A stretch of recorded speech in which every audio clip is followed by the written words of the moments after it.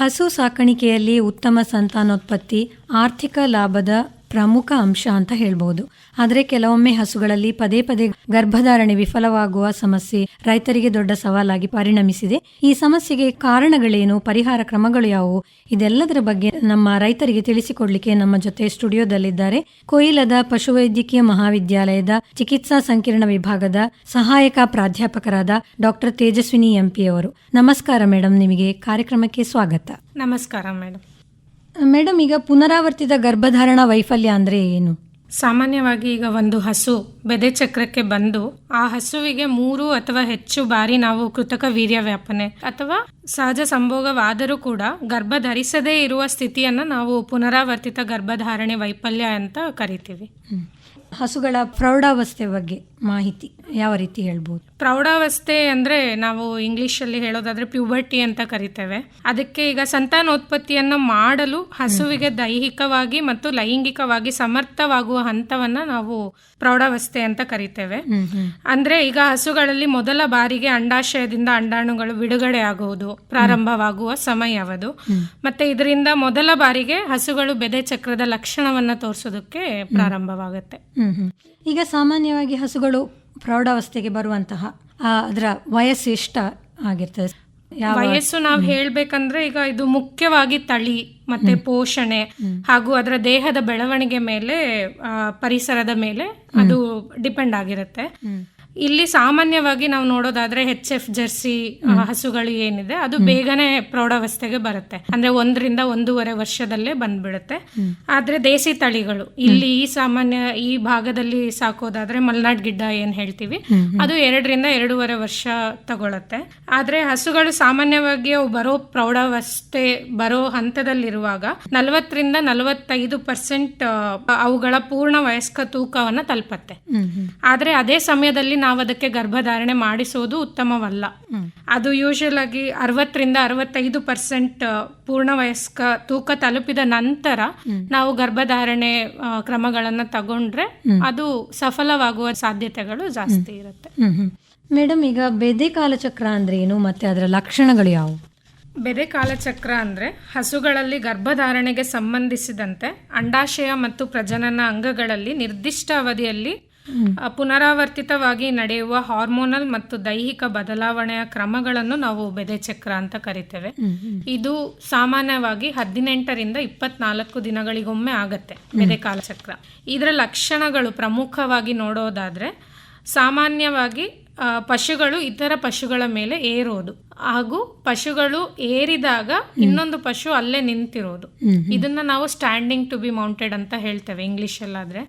ಅಂದ್ರೆ ಏರಿಸಿಕೊಳ್ಳೋದನ್ನು ಕೂಡ ಬೆದೆ ಕಾಲಚಕ್ರದ ಲಕ್ಷಣ ಅಂತ ಕರಿತೇವೆ.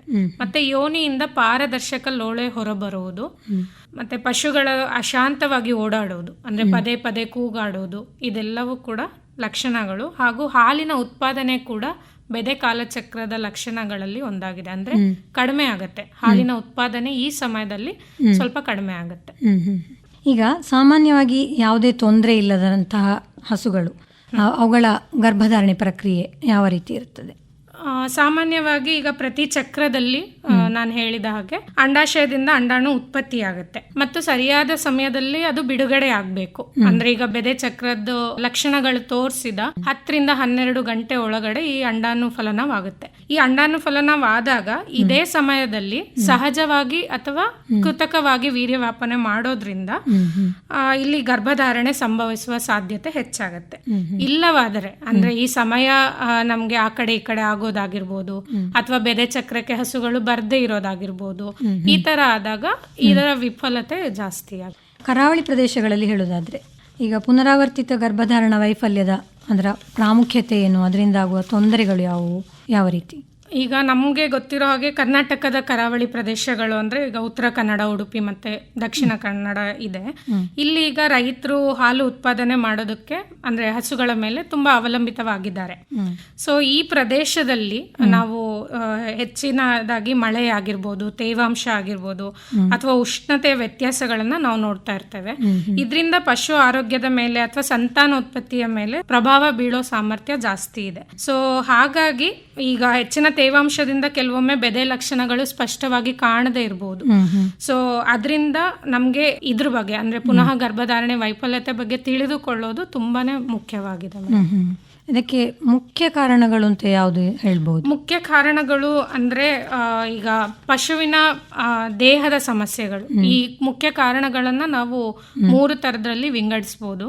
ಮೊದಲನೇದಾಗಿ ಪಶುವಿನ ದೇಹದ ಸಮಸ್ಯೆಗಳು, ಮತ್ತೆ ಆಹಾರ ಸಂಬಂಧಿತ ಕಾಯಿಲೆಗಳು, ಮತ್ತೆ 3ನೇದಾಗಿ ನಿರ್ವಹಣಾ ದೋಷಗಳು ಅಂತ ಹೇಳ್ತೇವೆ. ಸೊ ಈ 3ಅನ್ನು ನಾವು ಅಂದ್ರೆ ಒಂದೊಂದಾಗಿನೇ ನೋಡ್ಬೋದು. ಈಗ ಅದರ ಬಗ್ಗೆ ತಿಳಿಸಿ. ಅಂದರೆ ಯಾವ ರೀತಿ ಇದನ್ನು ನಾವು ಸರಿಪಡಿಸಿಕೊಳ್ಬೋದು? ತಾಯಿಯ ಗರ್ಭಾವಸ್ಥೆಯಲ್ಲಿರುವಾಗಲೇ ಒಂದು ಕರುವಿನ ಬೆಳವಣಿಗೆ ಅಲ್ಲಿಂದಲೇ ಪ್ರಾರಂಭವಾಗುವಂಥದ್ದು. ಅಲ್ಲಿಂದಲೇ ಯಾವ ರೀತಿ ಇದರ ಬಗ್ಗೆ ನಾವು ಹೆಚ್ಚಿನ ಗಮನವನ್ನು ಹರಿಸ್ಕೊಳ್ಬೋದು? ಅಂದರೆ ಹೆಚ್ಚಿನ ಗಮನವನ್ನು ಹರಿಸ್ಬೇಕು ಅಂದರೆ ನಮಗೆ ಕಾರಣಗಳು ಸರಿಯಾಗಿ ತಿಳಿದಿರ್ಬೇಕಾಗತ್ತೆ. ನಾವು ಎಲ್ಲೆಲ್ಲಿ ಏನೇನು ಕ್ರಮಗಳನ್ನ ತಗೋಬಹುದು ಅಂತ ನೋಡೋದಾದ್ರೆ, ಈಗ ಪ್ರಮುಖ ಕಾರಣಗಳಲ್ಲಿ ನಾನು ಹೇಳ್ದಾಗೆ ಪಶುವಿನ ದೇಹದ ಸಮಸ್ಯೆ ಅಂತ ಹೇಳಿದೆ. ದೇಹದ ಸಮಸ್ಯೆಗಳಲ್ಲಿ ಈಗ ಅದಕ್ಕೆ ಹುಷಾರ್ ತಪ್ಪೋದಾಗಿರ್ಬೋದು, ಅಥವಾ ಗರ್ಭಾಶಯದ ಸೋಂಕು ಅಂತಾನು ಹೇಳ್ತೀವಿ. ಗರ್ಭಾಶಯದ ಸೋಂಕು ಅಂದ್ರೆ ಇದು ಕರು ಹಾಕಿದ ನಂತರ ಅಥವಾ ಕರು ಹಾಕೋದಕ್ಕೂ ಮುಂಚೆನೂ ಬರುವ ಸಾಧ್ಯತೆಗಳು ಹೆಚ್ಚಿರುತ್ತೆ. ಅಂದ್ರೆ ಬ್ಯಾಕ್ಟೀರಿಯಾ ಸೋಂಕು ಬಂದಾಗ ಗರ್ಭಧಾರಣೆ ವಿಫಲತೆಗಳು ಸಾಧ್ಯತೆ ಜಾಸ್ತಿ. ಯಾಕಂದ್ರೆ ಗರ್ಭಾಶಯದ ವಾತಾವರಣವೇ ಚೇಂಜ್ ಆಗ್ಬಿಡುತ್ತೆ, ಅಲ್ಲಿ ಕರು ಬೆಳೆಯೋದಕ್ಕೆ ಸಾಧ್ಯತೆ ಇರೋದಿಲ್ಲ. ಅಥವಾ ಈಗ ತೇವಾಂಶ ಹೆಚ್ಚಿರುವ ಕಾರಣ ಈ ಕಡೆ ಎಲ್ಲ ಈ ಬ್ಯಾಕ್ಟೀರಿಯಾ ಸೋಂಕಿನ ಪ್ರಮಾಣ ಹೆಚ್ಚಾಗಿದೆ ಬೇರೆ ಕಡೆಗೆ ನಾವು ಹೋಲಿಸೋದಾದ್ರೆ. ಎರಡನೇದು ಬಂದು ಅಂಡಾಶಯದ ಸಮಸ್ಯೆಗಳು ಅಂತ ಹೇಳ್ತೇವೆ. ಅಂದ್ರೆ ಈಗ ಅಂಡಾನುಫಲನ ಆಗೋದು ಎಷ್ಟು ಮುಖ್ಯ ಅಂತ ನಾನು ಹೇಳ್ದೆ, ಅದು ಆಗದೆ ಇರೋದು ಅಥವಾ ಅದು ತುಂಬಾ ಲೇಟ್ ಆಗಿ ಆಗೋದು, ಇದರಿಂದ ಕೂಡ ಅವ್ರಿಗೆ ಪ್ರಾಬ್ಲಮ್ ಆಗತ್ತೆ. ಮತ್ತೆ ಚೋದಕ ಸ್ರಾವ ಅಸಮತೋಲನ ಅಂದ್ರೆ ಹಾರ್ಮೋನಲ್ ಇಂಬ್ಯಾಲೆನ್ಸ್ ಅಂತ ಹೇಳ್ತೀವಿ, ಇದು ಕೂಡ ತುಂಬಾನೇ ಪರಿಣಾಮ ಬೀರುತ್ತೆ ಇದ್ರ ಮೇಲೆ. ಈಗ ಆಹಾರ ಕ್ರಮಗಳು ಕೂಡ ಇದರಲ್ಲಿ ಪ್ರಮುಖ ಪಾತ್ರ ವಹಿಸುವ ಸಾಧ್ಯತೆಗಳಿವೆಯಾ? ಯಾವ ರೀತಿ? ಹೌದು, ಆಹಾರ ಸಂಬಂಧಿತ ಅಂದ್ರೆ ಈಗ ಸಮತೋಲನ ಆಹಾರ ಸಿಗದಿದ್ರೆ ಸಂತಾನೋತ್ಪತ್ತಿ ಕಾರ್ಯಕ್ಕೆ ತುಂಬಾನೇ ಅಡೆತಡೆ ಆಗುತ್ತೆ. ಅದರಲ್ಲಿ ನಾವು ಹೇಳೋದಾದ್ರೆ ಈಗ ಶಕ್ತಿ ಕೊರತೆ ಆಗಿರ್ಬೋದು, ಅಥವಾ ಪ್ರೋಟೀನ್ ಕೊರತೆ, ಅಥವಾ ಖನಿಜಗಳ ಕೊರತೆ, ಅಥವಾ ವಿಟಮಿನ್ಸ್ ಕೊರತೆ ಅಂತ ಹೇಳ್ತೇವೆ. ಇದರಲ್ಲಿ ಈಗ ಈ ಪ್ರದೇಶದ ಬಗ್ಗೆ ನಾವು ಮಾತಾಡ್ಬೇಕು ಅಂದ್ರೆ ಮಳೆಗಾಲದಲ್ಲಿ ಮೇವಿನ ಗುಣಮಟ್ಟ ಸ್ವಲ್ಪ ಕಡಿಮೆ ಆಗುತ್ತೆ, ಅದರಿಂದ ಪೋಷಕಾಂಶ ಕಡಿಮೆ ಆಗುತ್ತೆ, ಅದರಿಂದ ಶಕ್ತಿ ಕೊರತೆ ಜಾಸ್ತಿ ಆಗುತ್ತೆ. ಇದರಿಂದ ಬೆದೆ ಚಕ್ರ ಅಥವಾ ಬೆದೆ ಲಕ್ಷಣಗಳ ಮೇಲೆ ಪ್ರಭಾವ ಬೀರುತ್ತೆ. ಸೊ ಈಗ ನಾವು ಶಕ್ತಿಯ ಕೊರತೆ ಅಂತ ಹೇಳೋದಾದ್ರೆ, ಶಕ್ತಿ ಕಡಿಮೆ ಆದಾಗ ಸಂತಾನೋತ್ಪತ್ತಿ ಸರಿಯಾಗಿ ಆಗೋದಿಲ್ಲ, ಯಾಕಂದ್ರೆ ಬೆದೆ ಲಕ್ಷಣಗಳು ಕಾಣಿಸೋದಿಲ್ಲ. ಅದೇ ರೀತಿ ಪ್ರೋಟೀನ್ ಕೊರತೆ ಆದಾಗ ಹಾರ್ಮೋನಲ್ ಇಂಬ್ಯಾಲೆನ್ಸ್ ಸ್ಟಾರ್ಟ್ ಆಗುತ್ತೆ. ಸೊ ಇದರಿಂದ ಹಾರ್ಮೋನಲ್ ಇಂಬ್ಯಾಲೆನ್ಸ್ ಆ ಕಡೆ ಈ ಕಡೆ ಆದ್ರೂ ಕೂಡ ಗರ್ಭಧಾರಣೆ ಆಗುವ ಸಾಧ್ಯತೆಗಳು ಕಡಿಮೆ. ಅದೇ ರೀತಿ ಖನಿಜಾಂಶ ಅಂತ ಬಂದಾಗ ಫಾಸ್ಫರಸ್ ಆಗಿರ್ಬೋದು, ಕ್ಯಾಲ್ಸಿಯಂ ಆಗಿರ್ಬೋದು, ತಾಮ್ರ ಅಥವಾ ಜಿಂಕ್ ಅಂತ ಹೇಳ್ತೇವೆ, ಮ್ಯಾಂಗನೀಸ್ ಅಂತ ಹೇಳ್ತೇವೆ, ಇದೆಲ್ಲಾನು ಇದೆ.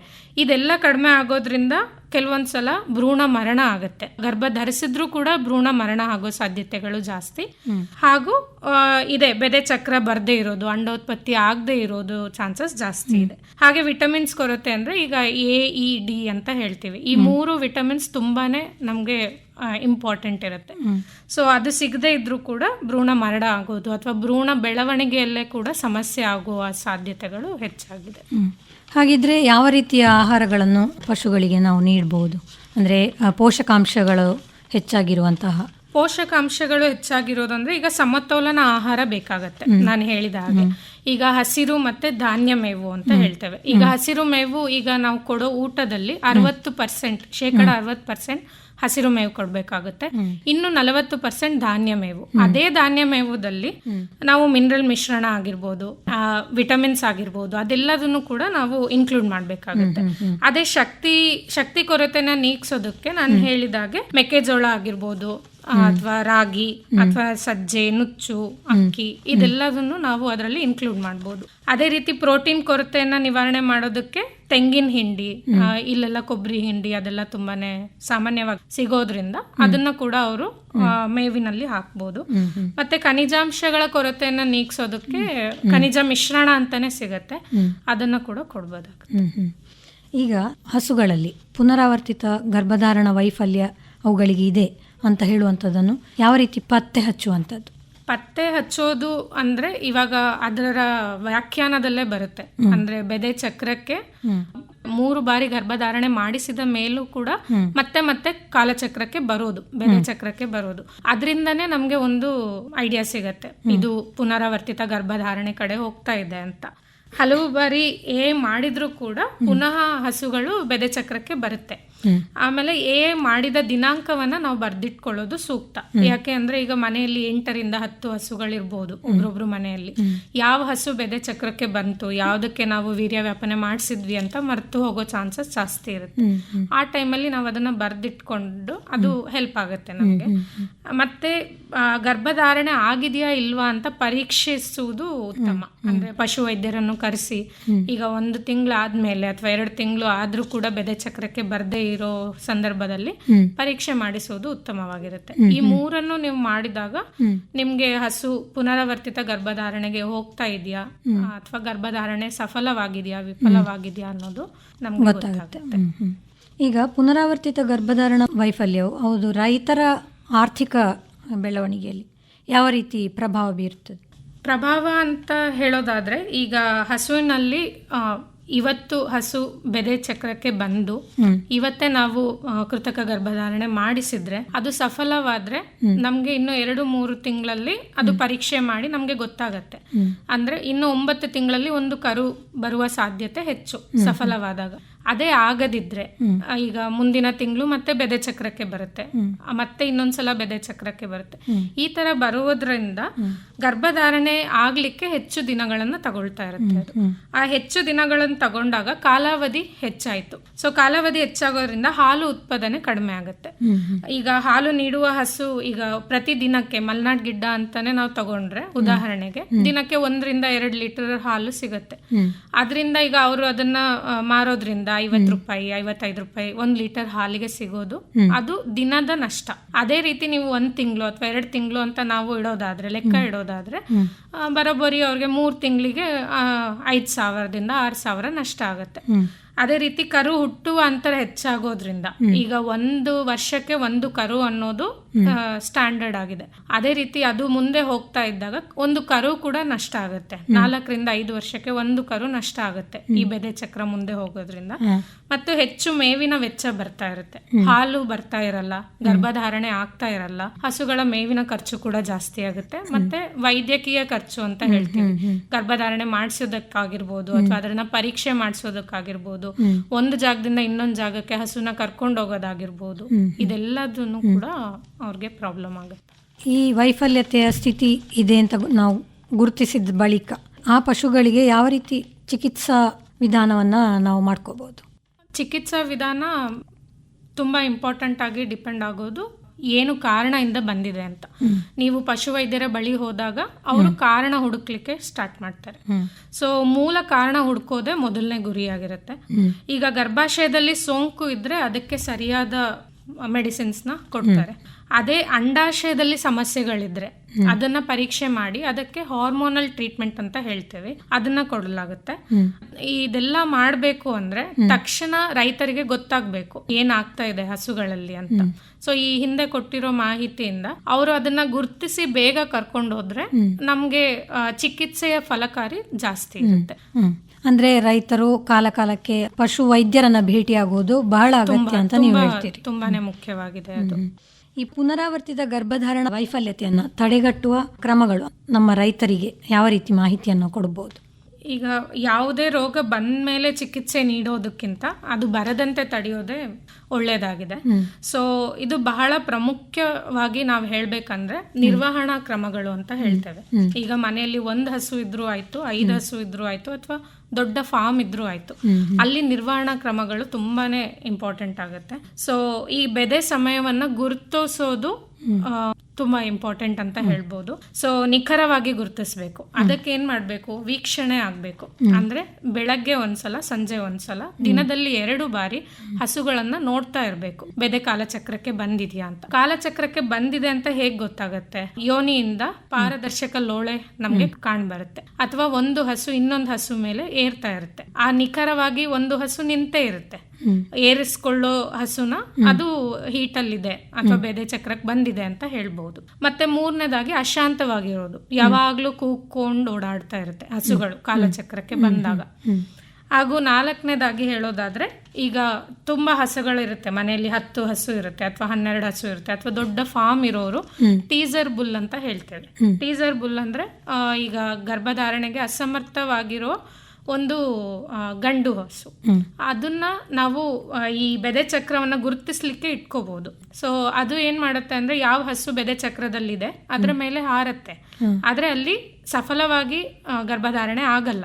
ಆ ತರ ಹಸುಗಳನ್ನ ಇಟ್ಕೊಂಡಾಗ ನಮ್ಗೆ ಬೆದೆ ಕಾಲಚಕ್ರ ಗುರುತಿಸೋದು ಈಸಿ. ಇದು ಫಸ್ಟ್ ಥಿಂಗ್. ಸೆಕೆಂಡ್ ಏನಂದ್ರೆ, ಸಮಯವನ್ನ ನಾವು ಗುರುತಿಸಾಯ್ತು, ಈಗ ಬೆದೆ ಚಕ್ರಕ್ಕೆ ಬಂದಾಯ್ತು. ನೆಕ್ಸ್ಟ್ ಏನ್ ಮಾಡ್ಬೇಕು ಅಂದ್ರೆ, ಸರಿಯಾದ ಸಮಯದಲ್ಲಿ ವೀರ್ಯವ್ಯಾಪನೆ ಮಾಡಿಸ್ಬೇಕು. ಅಂದ್ರೆ ಹಸು ಈಗ ಕಾಲಚಕ್ರಕ್ಕೆ ಬೆಳಗ್ಗೆ ಬಂದಿದೆ, ಬೆದೆ ಚಕ್ರಕ್ಕೆ ಬೆಳಗ್ಗೆ ಬಂದಿದ್ರೆ ಸಂಜೆ ವೀರ್ಯವ್ಯಾಪನೆ ಮಾಡಿಸ್ಬೇಕಾಗತ್ತೆ. ಇದನ್ನ AM/PM ರೂಲ್ ಅಂತ ಕರಿತೇವೆ. ಅದೇ ಸಂಜೆ ಬಂದಿದ್ರೆ ಬೆಳಗ್ಗೆ ಮಾಡಿಸ್ಬೇಕು.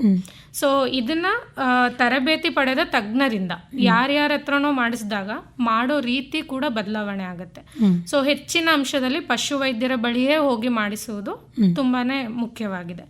ಮತ್ತೆ ಸಮತೋಲನ ಆಹಾರ, ನಾನು ಹೇಳಿದ ಹಾಗೆ ಅದು ಹಸಿರು ಮೇವಾಗಿರ್ಬೋದು, ಖನಿಜಾಂಶ ಆಗಿರ್ಬೋದು, ಇದೆಲ್ಲದು ನೀಡೋದ್ರಿಂದ ದೇಹದ ಆರೋಗ್ಯ ಚೆನ್ನಾಗಿರುತ್ತೆ. ಮತ್ತೆ ನಿಯಮಿತ ಡಿವಾರ್ಮಿಂಗ್ ಅಂದ್ರೆ ಜಂತುನಾಶಕ, 3ರಿಂದ 4 ತಿಂಗಳಿಗೊಮ್ಮೆ ಜಂತುನಾಶಕವನ್ನ ನೀಡಬೇಕಾಗತ್ತೆ. ಹಾಗೂ ಲಸಿಕೆಗಳನ್ನ ಹಾಕಿಸ್ಬೇಕು. ಕಾಲಕ್ಕೆ ಲಸಿಕೆಗಳಿದೆ. ಇದರಲ್ಲಿ ಇಂಪಾರ್ಟೆಂಟ್ ಅಂದ್ರೆ ಸಂತಾನೋತ್ಪತ್ತಿಗೆ ಬ್ರುಸೆಲ್ಲೋಸಿಸ್ ಲಸಿಕೆ ಅಂತ ಸಿಗತ್ತೆ, ಅದನ್ನ ಹಾಕಿಸೋದು ತುಂಬಾನೇ ಇಂಪಾರ್ಟೆಂಟ್. ಮತ್ತು ಪ್ರಸವದ ನಂತರ ಕಾಳಜಿ. ಈಗ ಹಸುವಿನಲ್ಲಿ ಗರ್ಭಧಾರಣೆ ಸಫಲವಾಗಿದೆ, ಕರು ಕೂಡ ಆಗಿದೆ, ಕರು ಹಾಕಿದ ಮೇಲೆ ಹೇಗ್ ನೋಡ್ಕೋತೀವಿ ಅಂತ. ಯಾಕಂದ್ರೆ ಅವಾಗ ನಾವು ಸರಿಯಾಗಿ ನೋಡ್ಲಿಲ್ಲ ಅಂದ್ರೆ ಹಸುವಿನಲ್ಲಿ ಸೋಂಕು ಜಾಸ್ತಿ ಆಗುತ್ತೆ, ಮತ್ತೆ ಮುಂದೆ ಬರೋ ಬೆದೆ ಚಕ್ರಗಳಿಗೆ ಅದು ತುಂಬಾನೇ ಪ್ರಾಬ್ಲಮ್ ಆಗುತ್ತೆ. ಮತ್ತೆ ಒತ್ತಡವನ್ನ ಕಡಿಮೆ ಮಾಡೋದು, ಈ ಜಾಗದಲ್ಲಿ ಹೆಚ್ಚಿನದಾಗಿ ಬಿಸಿಯ ಒತ್ತಡ ಆಗಿರ್ಬೋದು, ಇದನ್ನೆಲ್ಲ ಕಡಿಮೆ ಮಾಡೋದಕ್ಕೆ ಫಾರ್ಮ್ ಅಲ್ಲಿ ಅಥವಾ ಮನೆಯಲ್ಲಿ ನೆರಳು ಇರೋ ಜಾಗದಲ್ಲಿ ಹಸುಗಳನ್ನ ಕಟ್ಟೋದು, ಗಾಳಿಯ ಹರಿವು ಇರುವಂಥದ್ದು, ಮತ್ತೆ ತಂಪು ವಾತಾವರಣನ ಕಾಪಾಡ್ಕೊಳ್ಳೋದು ತುಂಬಾ ಪ್ರಮುಖವಾಗಿದೆ. ಮತ್ತೆ ಶುದ್ಧ ಕುಡಿಯುವ ನೀರು, ಯಾವಾಗ್ಲೂ ಕೂಡ ಹಸುಗಳಿಗೆ ಶುದ್ಧ ಕುಡಿಯುವ ನೀರನ್ನ ಒದಗಿಸ್ಬೇಕು. ಮತ್ತು ಉತ್ತಮ ನಿರ್ವಹಣೆ ಮತ್ತು ಸ್ವಚ್ಛತೆ ಅಂತ ಹೇಳ್ತೀವಿ. ಅಂದ್ರೆ ಕೊಟ್ಟಿಗೆಯ ಸ್ವಚ್ಛತೆಯನ್ನು ಕಾಪಾಡೋದು, ಹಸುಗಳಿಗೆ ಸ್ನಾನ ಮಾಡಿಸೋದು ಅಥವಾ ಮಲಮೂತ್ರವನ್ನ ಸ್ವಚ್ಛವಿಡಿಸೋದು, ಒದ್ದೆ, ಕೆಸರು ಅಥವಾ ದುರ್ವಾಸನೆ ಇರುವ ಪರಿಸರವನ್ನ ನಾವು ತಪ್ಪಿಸ್ಬೇಕಾಗತ್ತೆ. ಇದೆಲ್ಲದ್ರಿಂದ ಸೋಂಕುಗಳು ಕಡಿಮೆ ಆಗುತ್ತೆ. ಮತ್ತೆ ದಾಖಲೆ ಇಡೋದು, ನಾನು ಹೇಳಿದ ಹಾಗೆ ಯಾವ ಹಸು ಯಾವಾಗ ಬೆದೆ ಚಕ್ರಕ್ಕೆ ಬಂದಿತ್ತು, ಈ ದಾಖಲೆಯನ್ನು ಇಟ್ಟುಕೊಳ್ಳೋದ್ರಿಂದಾನೇ ನಮ್ಗೆ ಯಾವಾಗ ಹಸು ಬಂದಿಲ್ಲ ಅಂತ ಗೊತ್ತಾಗುತ್ತೆ ಅಥವಾ ಎಷ್ಟು ದಿನಕ್ಕೊಮ್ಮೆ ಬರ್ತಿದೆ ಅಂತ ಗೊತ್ತಾಗುತ್ತೆ. ಇದೆಲ್ಲ ಗೊತ್ತಾಗೋದ್ರಿಂದ ನಮ್ಗೆ ತುಂಬಾನೇ ಸಹಾಯಕಾರಿಯಾಗಿರುತ್ತೆ. ಕಾಲಕ್ಕೆ ಪಶು ವೈದ್ಯರನ್ನ ಭೇಟಿ ಮಾಡೋದು, ನಿಮ್ಮ ಹಸುಗಳ ಬಗ್ಗೆ ಚರ್ಚಿಸೋದಾಗಿರ್ಬೋದು, ಅಥವಾ ಈ ತರ ಕಂಡೀಷನ್ ಬಂದಾಗ ಸರಿಯಾದ ಸಮಯದಲ್ಲಿ ಪಶು ವೈದ್ಯರ ಹತ್ರ ಕರ್ಕೊಂಡು ಹೋಗೋದು ತುಂಬಾನೇ ಮುಖ್ಯವಾಗಿದೆ. ಪುನರಾವರ್ತಿತ ಗರ್ಭಧಾರಣ ವೈಫಲ್ಯದ ಕುರಿತು ಹಾಗೂ ಅದಕ್ಕಿರುವ ಪರಿಹಾರ ಕ್ರಮಗಳನ್ನು ಕೂಡ ತಾವು ತಿಳಿಸಿಕೊಟ್ರಿ ಮೇಡಮ್. ಈ ಮಾಹಿತಿಗಳು ರೈತರಿಗೆ ತಮ್ಮ ಪಶುಗಳ ಸಂತಾನೋತ್ಪತ್ತಿ ನಿರ್ವಹಣೆಯಲ್ಲಿ ನೆರವಾಗ್ಲಿ ಅಂತ ಹೇಳ್ತಾ ಕಾರ್ಯಕ್ರಮದಲ್ಲಿ ಭಾಗವಹಿಸಿದ ತಮಗೆ ಧನ್ಯವಾದಗಳು. ನಮಸ್ಕಾರ. ನಮಸ್ತೆ ಮೇಡಮ್.